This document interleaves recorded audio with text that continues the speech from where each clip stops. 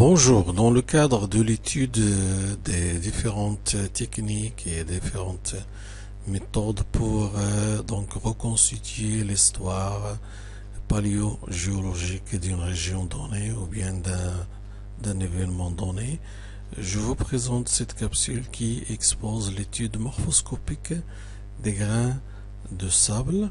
Bien sûr, le sable en fait c'est une roche détritique. Son observation à la loupe binoculaire, elle nous permet donc de mettre en évidence ses composantes.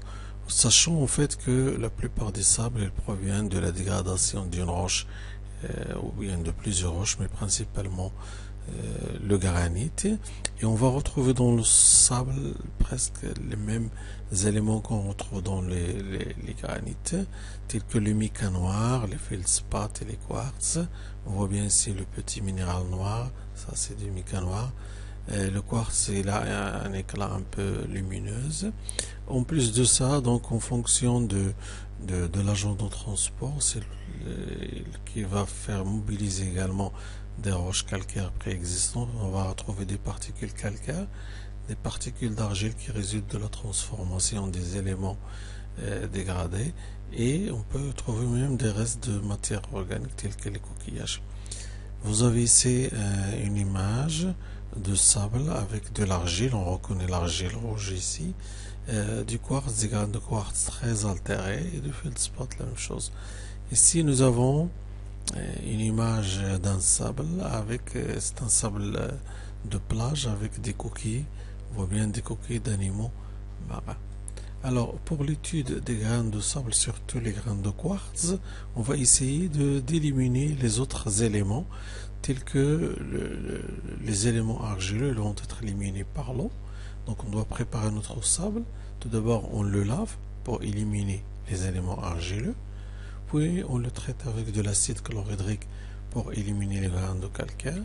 On le traite également avec de l'eau oxygénée pour éliminer les éléments organiques. Ensuite, on fait passer donc notre échantillon sous la loupe pour l'observer. Alors, on utilise généralement la loupe binoculaire. On va mettre donc notre échantillon dans un récipient et on va essayer donc d'observer sous la loupe. Alors sous la loupe, on peut observer trois types de grains de sable. Des grains de cette forme qu'on appelle les non usés, de cette forme qu'on appelle les humusées luisantes, et de cet aspect qu'on appelle les rangs mat. Alors chaque grain en fait il reflète un degré ou bien des conditions bien précises de transport. En fait, les non usés ce sont des grains transparentes, anguleux, à arêtes tranchantes, et ils reflètent en fait un mode de transport où il y a beaucoup d'action physique, c'est-à-dire mécanique, tel que dans le cas d'un transport sur les glaces ou bien en présence de glace, ou bien un transport fluviatile, mais généralement il reflète surtout un faible transport.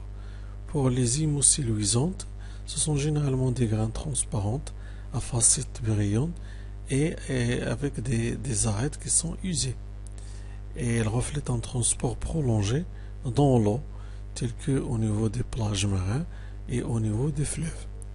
Pour les rangs mat, en fait, généralement ils sont translucides avec des facettes qui ont été érodées et qui ont été coupées par l'érosion et par le transport, et ils reflètent un long transport par le vent. Alors, ce qu'on peut conclure de ces observations, en fait, c'est que la forme des grains de quartz du sable, elle témoigne de l'intensité, ou bien nous donne des idées sur l'intensité et la durée des actions d'érosion auxquelles ils ont été soumis. Cette analyse morphoscopique elle permet aussi de déterminer la nature de l'agent de transport à travers l'identification des critères d'usure des grains. Voilà, merci et à une prochaine capsule.